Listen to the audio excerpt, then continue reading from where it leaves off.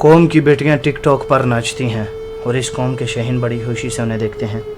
یہی بیٹے بیٹیاں جب والدین بنیں گے تو سوائے ناچنے والوں کے اور کیا پیدا کریں گے, اور یہ مائیں کیا تربیت دیں گی اپنے بچوں کو.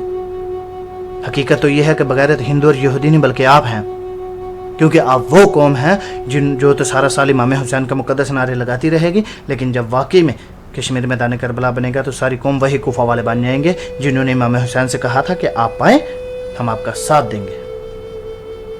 لیکن جب وقت آیا تو کوئی اپنے گھروں سے نہیں نکلا. پھر یہ لوگ طالبان کی مثال دیتے ہیں کہ طالبان کے پاس کچھ نہ تھا لیکن پھر بھی اللہ پاک نے ان کو فتح دی. مجھے حیرت ہے یہ کس منہ سے طالبان کی بات کرتے ہیں. ارے طالبان کو اللہ پاک نے فتح دی تو ان کی عزت, ان کی غیرت, ان کے توکل, ان کی جدوجہد, ان کی قربانیوں, ان کے عزم, ان کے جہاد کی بنا پر. کیونکہ نہ تو ان کی بیٹیاں ٹک ٹاک پر ناچتی تھی اور نہ ہی ان کے جوان بیٹے گانوں فلموں کے شدائی تھے. نہ وہ حرام کھاتے تھے اور نہ ہی وہ نماز قضا کرتے تھے. کشمیری, ارے یار کشمیری تو بے وقوف ہیں جنہوں نے اپنی ساری امیدیں اس قوم سے لگائی ہیں جس قوم کا نوجوان مجاہد بھی ہے, مفتی بھی ہے, لیکن صرف فیس بک, انسٹاگرام, ٹویٹر پر بڑھ کے یہ لوگ اس قوم کے نوجوانوں کو بہت سراہتے ہیں. کہتے ہیں یہ نوجوان پاکستان کا مستقبل ہے, لیکن میں کہتا ہوں نہیں, یہ ایک لعنت ہے. اس وقت پاکستان کی تمام یونیورسٹی فحاشی, غزالت, نشہ, عشق و معشوقی کا اڈا بنی ہوئی ہے. انہوں نے اسلام کو ایک مذاق بنا کے رکھ دیا ہے. ان نوجوانوں نے ماڈرنزم کے نام پر فحاشی, بے حیائی کا رواج دیا ہے. اب باہر جا کے دیکھیں, ہر لڑکی آج ٹائٹس پہن کے گھوم رہی ہے. اسلام اور تہذیب کا کوئی نام و نشان نہ کالج میں ہے نہ یونیورسٹی میں ہے. آج کل لڑکے گرل فرینڈ بنانے, لڑکیاں بوائے فرینڈ بنانے کو فخر محسوس کرتی ہیں. انہی لڑکوں میں چرس اور سرکٹ ایک فیشن بن چکا ہے. ہالی ووڈ کی فلمیں, گانے, خصوصی طور پہ نیٹ فلیکس آج فیشن, ماڈرن اور پڑھے لکھے ہونے کی علامت ہے. اور فتنے صرف شہری علاقوں میں نہیں, دیہات میں بھی ہیں. دیہات میں اکثر مساجد خالی ہیں. بمشکل کسی مسجد میں ایک صف سے زیادہ نمازی ہوتے ہوں گے. اور جھوٹ, شریکے بازی, بدلہ, فساد جتنا دیہات میں ہوتا ہے اتنا تو شہروں میں بھی نہیں ہوتا. اکثر کالج, یونیورسٹی کے استاذہ فحش قسم کے جگتے لگاتے اور بچوں کو بجائے اخلاقیات کی تعلیم دینے خود بادہ لڑکی کی ایک مثال بنے ہوتے ہیں. اور ایسا کیوں نہ ہو, ٹیچر 45 منٹ پڑھانے کے پیسے لیتا ہے لیکن 20 منٹ پڑھاتا ہے اور باقی ٹائم یا تو موبائل میں گزارتا ہے, یا جگت بازی میں, یا مذاق میں. جب استاذہ کے پیٹ میں حرام کی کمائی ہوگی تو وہ اخلاق کا کیا سبق سکھائیں گے.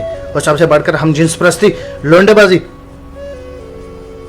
یہ اس قدر عام ہو چکے ہیں کہ سوشل میڈیا پر بننے والے بلاول بٹو, زرداری اور شیخ رشید کے میمز اس قدر عام ہو گئی ہے جیسے یہ کوئی مسئلہ نہیں, جیسے یہ خلاف اسلام کوئی بات نہیں, کوئی خلاف تہذیب بات نہیں. یہ فتنہ مذاق میں اس قدر عام ہو گیا ہے کہ اب تو کوئی سکول, کوئی یونیورسٹی سے مستثنا نہیں. جس قوم کے بچے 12-13 سال کی عمر میں اسکولوں سے بعد فحاشی, پورنوگرافی کے مریض بن کے نکلے, وہ حوث کے پجاری نہیں ہوں گے تو کیا ہوگا. پھر اس جگہ میں جیسے کیسز سامنے نہیں آئیں گے تو پھر کیا ہوگا.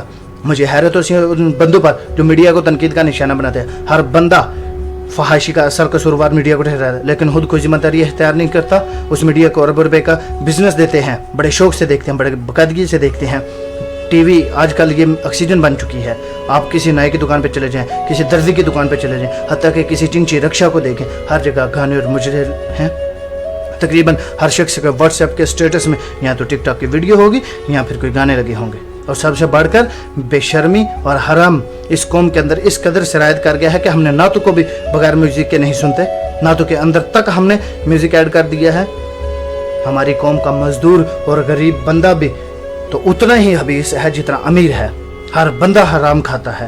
فرق صرف اتنا ہے کہ کوئی زیادہ کھاتا ہے اور کوئی کم کھاتا ہے. مجھے بتائیں کتنے غریب اور مزدور ہیں جو آپ کے مسجد میں دیکھتے ہیں. کسی بازار میں چلے جائیں, مردوں سے زیادہ گنا عورتیں نظر آئیں گی. عورت بازار کی زینت بن چکی ہے. اسلام معاشرے میں آج تک کسی کو ترجمے کے ساتھ قرآن پڑھنے کی توفیق نہیں ہوئی. ہر اگر کوئی قرآن پڑھتا ہے تو اپنے مطلب کے دلائل ڈھونڈنے کے لیے. بریلوی قرآن کھولتے ہیں تو عید میلاد النبی کو صحیح ثابت کرنے کے لیے. شیعہ قرآن کھولتے ہیں تو ماتم کو صحیح ثابت کرنے کے لیے. تبلیغ جماعت والے قرآن کھولتے ہیں تو تبلیغ کے دلائل ڈھونڈنے کے لیے. اور عورتیں قرآن کھولتی ہیں تو مرد کو نگاہیں نیچی کرنے والی آیات دکھانے کے لیے. مرد قرآن کھولتا ہے تو عورت کو پردہ کرنے والی آیات دکھانے کے لیے. اور تو بہت سی عوام ایسی ہے جو صرف وظیفے ڈھونڈنے کے لیے قرآن کھولتی ہے. یعنی ان لوگوں نے قرآن کو اللہ پاک کی کتاب نہیں بلکہ ٹیلی فون ڈائریکٹری سمجھ لی ہے. اپنے مطلب کا نمبر نکالا اور کتاب بند. علماء بھی ان لوگوں کو کچھ نہیں کہتے.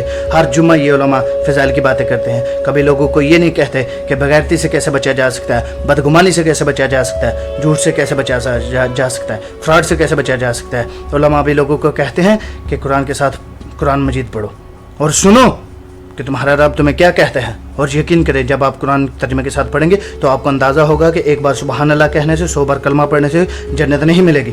عمل کرنا پڑتا ہے, عمل. لیکن نہیں, ہمارے میٹھے میٹھے علماء مبلغین صرف محبت بڑھنے پر جنت کا ویزا دے دیتے ہیں.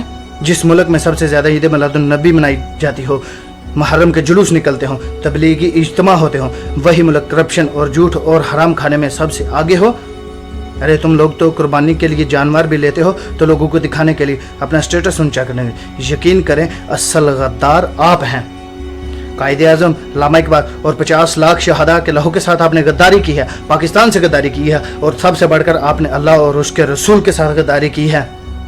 آپ نے غزوہ احد میں نہیں دیکھا جب صحابہ کرام نے حضور کریم صلی اللہ علیہ وسلم کی چھوٹی سی نافرمانی کی تھی تو اس چھوٹی سی نافرمانی پر اللہ پاک نے مسلمانوں کو بہت بڑی شکست دی تھی, بلکہ وہ صحابہ تھے. لیکن آج آپ لوگ یہ کہتے ہیں کہ اگر جنگ ہوئی تو آسمان سے فرشتے اتریں گے قطار اندر قطار. اپنی اوقات دیکھیں پھر بات کریں. عین ممکن ہے کہ آپ لوگوں کو اس تقریر کا کوئی اثر نہ ہو, کیونکہ جس پیٹ میں حرام, زبان پہ جھوٹ, کانوں میں گانے اور آنکھوں میں ہوس بری ہو, ان کے دلوں پر حق کی بات اثر نہیں کرتی. میں نے کبھی اتنی بدتمیزی اور سخت الفاظ سے بات نہیں کرنی تھی, لیکن یقین جانے میں بہت مجبور ہوں صاف الفاظ میں اپنی قوم کو ان کی حیثیت دکھانے, ان کو بتانے کے لیے کہ اصل بدنامی کے ذمہ دار آپ خود ہیں. یہ ضلالت آپ نے خود خریدی ہے. نہ تو آپ قرآن کے مومن ہیں, نہ اقبال کے شاہین ہیں.